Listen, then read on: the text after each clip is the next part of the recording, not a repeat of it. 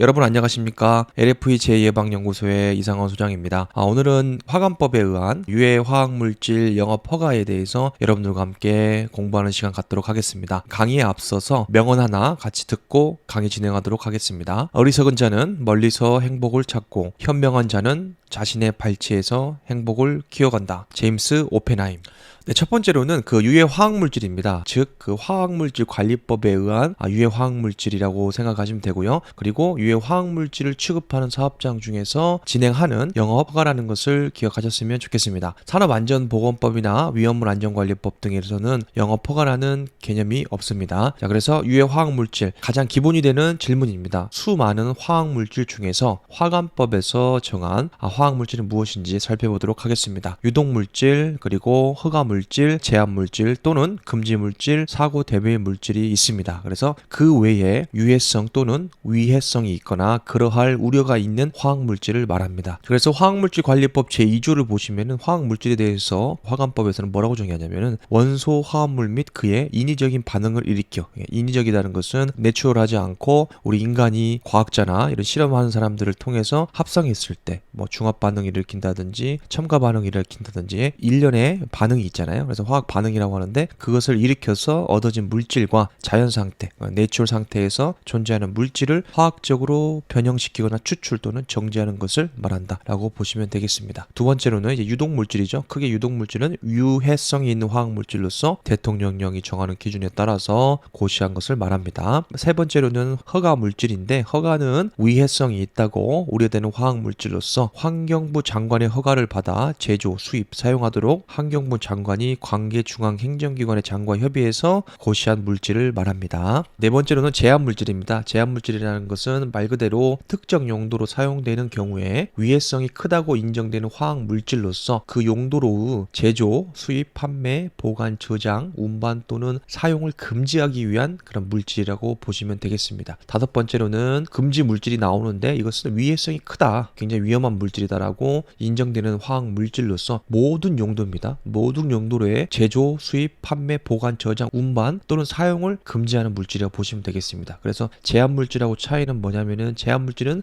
사용할 수는 있어요. 하지만 금지물질은 모든 용도로의 제조나 수입, 판매 이런 것들이 일절 금지된다라고 보시면 되겠습니다. 자, 여섯 번째로는 사고 대비 물질이에요. 그래서 화학사고 예방 관리 계획서나 이전에 장애 영향 평가 그리고 위해 관리 계획서를 작성해 보신 분이 계신다면 굉장히 익숙한 물질이라고 보시면 되겠습니다. 그래서 화학물질 중에서도 급성, 독성이나 폭발성 등이 강하여 화학사고의 발생 가능성이 높거나 화학사고가 발생했을 경우에는 그 피해 규모가 클 것으로 우려되는 화학물질로서 화학사고 대비가 필요하다고 인정하여 제39조에 따라 환경부 장관이 지정 고시한 화학물질을 말한다고 보시면 되겠습니다. 7번을 보시면은 유해 화학물질이란 유독물질, 허가물질, 제한물질 또는 금지물질, 사고 대비 물질 그 밖에 여지를 남겨둔 게 위해성이 있거나 그러할 우려가 있는 미래의 잠재적인 화학물질이라고 보시면 되겠습니다. 그래서 8번에 보시면은 유해 화학물질 영업이라는 것은 유해 화학물질 방금 말씀드린 그 4종 플러스 그 밖의 물질에 대해서 허가물질 및 금지물질을 제외한 겁니다. 그 나머지 물질에 대한 영업을 말합니다. 그래서 허가물질이나 금지물질은 포함이 안 된다라고 보시면 되겠습니다. 9번째로는 유해성, 위해성 우리가 앞에서 봤죠. 그래서 어떤 물질에 따라서 유해성이 있거나 혹은 위해성이 있거나라고 우리가 이제 명시를 하는데 이걸 한번 구분해 볼게요. 유해성은 화학물질의 독성 등 사람의 건강이나 환경에 좋지 않은 영향을 미치는 화학물질의 성질을 말합니다. 그리고 위해성이라고 하는 것은 화학물질이 노출되는 경우에 사람의 건강이나 환경에 피해를 줄 수 있는 정도를 말합니다. 정도. 그렇죠? 그래서 성질과 정도다. 자, 그 11번째로는 취급시설. 우리가 이제 유해 화학물질 취급시설이라고 종종 얘기를 하는데 여기는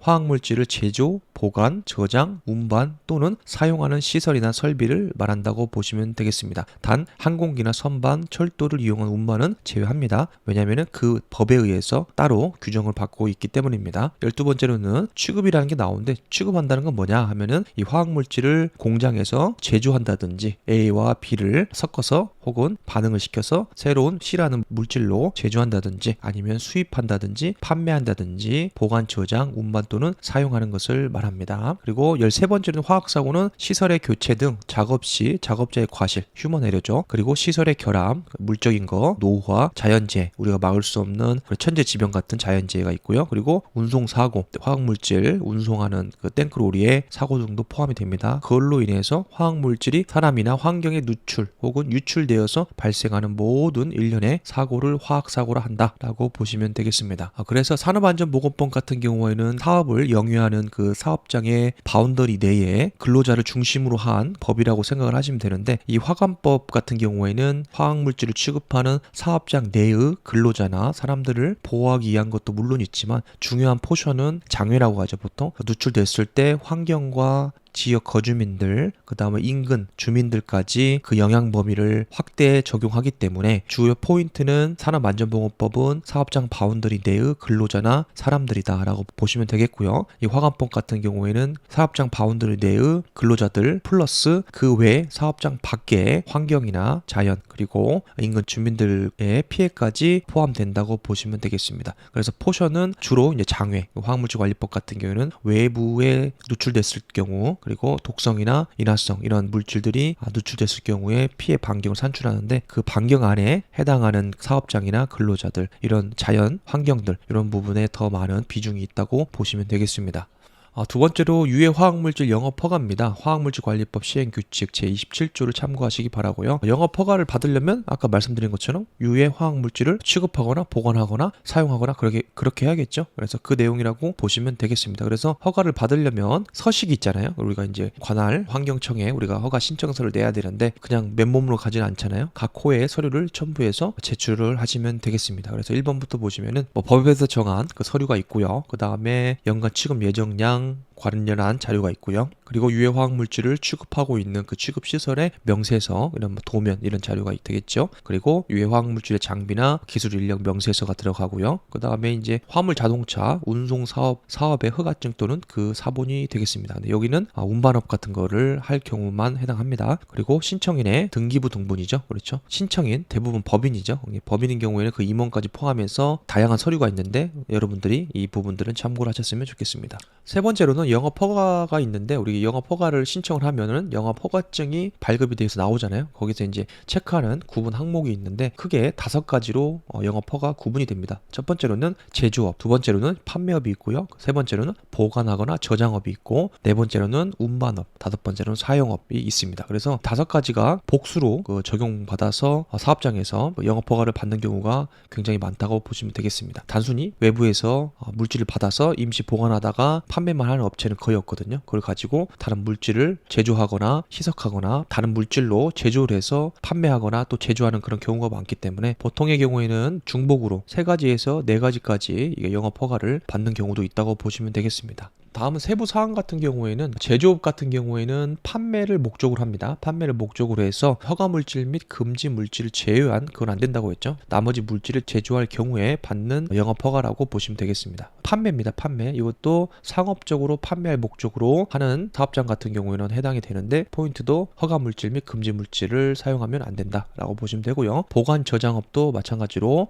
사업장 내에서 일정한 시설에 보관 및 저장하는 영업을 하는 경우에 해당합니다. 운반 같은 경우에는 이 화학물질을 운반해서 영업하는 경우를 말하고요. 사용업 같은 경우에는 유해 화학물질을 통해서 어떤 제품을 제조하거나 또는 세척하거나 도장, 스프레이죠. 이런 그 작업 과정 중에 이들 물질을 사용하는 영업이 되겠습니다. 네 번째로는 그 영업 허가를 신청할 때 필요한 서류를 말씀을 드렸는데, 그거와 더불어서 필수적으로 사업장에서 체크해야 될 사항이 있습니다. 그래서 첫 번째로는 화학사고 예방 관리 계획서를 승인을 받았는지 확인을 하셔야 됩니다. 그래서 이거는 화학물질 안전을 해서 검토 또 심사하고 있다. 그리고 여기서 적합 공문을 줘야 그 공문을 가지고 영업 허가를 받을 수가 있다라고 보시면 되고요. 두 번째로는 취급 시설, 그러니까 유해 화학물질 취급 시설 설치 검사가 되겠습니다. 화학물질 영업 허가를 받는다는 것은 말 그대로 취급을 한다는 거잖아요. 그렇죠? 설비가 있다든지 보관 시설이 있다든지 그 시설에 대한 설치 검사입니다. 이 검사 기관은 3군데에서 실시를 하고 있는데, 첫 번째로는 한국환경공단, 그리고 두 번째로는 가스안전공사, 세 번째로는 산업안전보건공단이 되겠습니다. 취급시설 설치 검사를 하시고자 하는 분들은 최소 3개월에서 6개월 이전에 미리 신청을 하셔야 됩니다. 굉장히 많이 밀려있는 상태이기 때문에 사업장에서 신속하게 영업허가를 마무리하려고 하더라도 설치 검사가 완료되지 않으면 지연될 수 있기 때문에 미리 서둘러서 진행하시면 되겠습니다.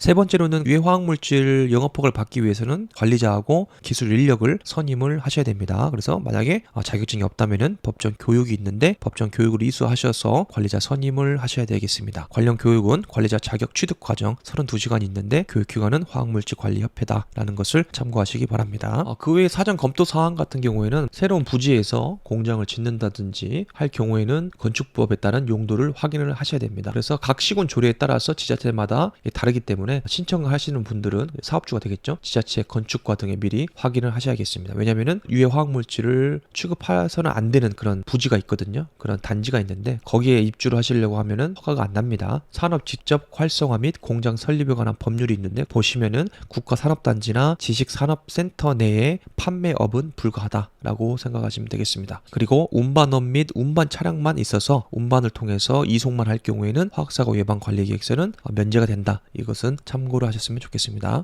마지막으로는 영업허가 면제 대상이 있죠. 그래서 무조건 유해 화학물질을 1kg라도 쓴다고 하면은 다 영업허가를 받는 것은 아니다 라고 정리를 해드렸죠. 면제 대상이 있는데 이 기준을 보시고 여기에 해당하면은 설령 유해 화학물질을 사용하더라도 면제가 된다라고 보시면 되겠습니다. 예를 들어서 흔히 알고 있는 뭐 시험용, 연구용, 검사용, 시약이죠. 시약, 샘플링하는 거 그것을 이제 사용하거나 판매하거나 이런 것들은 해당이 안 됩니다. 보통 이제 실험실 같은데 많이 쓰잖아요. 일부 쓰는데 그거 쓴다고 해서 영업허가를 받는다고 하면 전국에 있는 초등학교, 중학교, 고등학교, 대학교까지 다 받아야겠죠. 이건 말이 안 되는 거죠. 아무튼 위험성이 적기 때문에 해당이 안 된다라고 보시면 되고요. 그리고 한 번에 1톤 이하의 유해 화학물질을 운반하는 자입니다. 1톤 이하 굉장히 소량인데 제 생각으로는 1톤 이하로 운반하는 경우가 있을까 싶습니다. 보통 10톤, 25톤 탱크로리로 운반하잖아요. 아무튼 참고를 하시면 되겠고요. 그리고 두 번째로는 사고 대비 물질이 아닌, 그러니까 사고 대비 물질이 있고 유독 물질이 있어요. 검색하는 거 제가 이전 강의에 올려드렸죠. 검색을 하시면은 예를 들어서 황산을 검색하시면은 이 화학물질 구분에 유독 물질 그리고 사고 대비 물질이라고 두 개가 뜨잖아요. 그러면은 이 황산이라는 것은 유독 물질이면서도 사고 대비 물질이라는 거기 때문에 영업허가 면제 대상이 아니다라고 보시면 돼요. 황산 같은 경우 사고 대비 물질, 유독 물질 같은 경우에는 소량 써도 허가는 받으셔야 된다라고 보시면 되겠어요. 다만 상위 규정량, 하위 규정량에 따라서 화학사고 예방 관리 계획서가 면제되냐 아니냐 그리고 1군이냐 2군이냐 이 기준으로만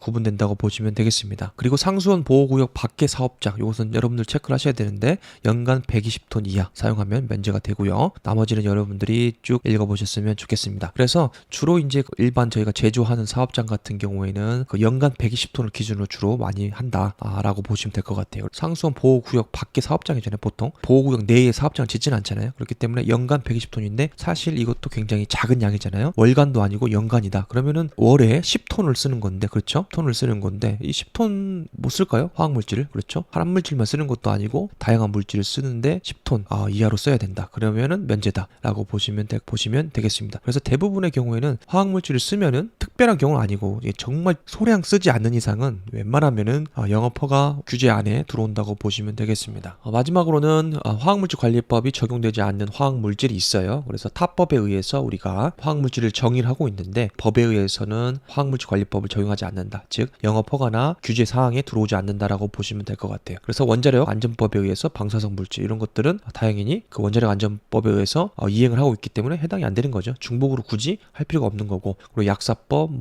농약관리법, 비료관리법 등등 있다고 보시면 되겠습니다. 여러분들이 궁금하시면은 체크를 하시면 될 것 같아요. 여러분 어떠셨습니까? 여러분들에게 조금이나마 도움이 되셨기를 바라면서 강의 마치도록 하겠습니다. 오늘도 활기찬 하루 보내시기 바랍니다.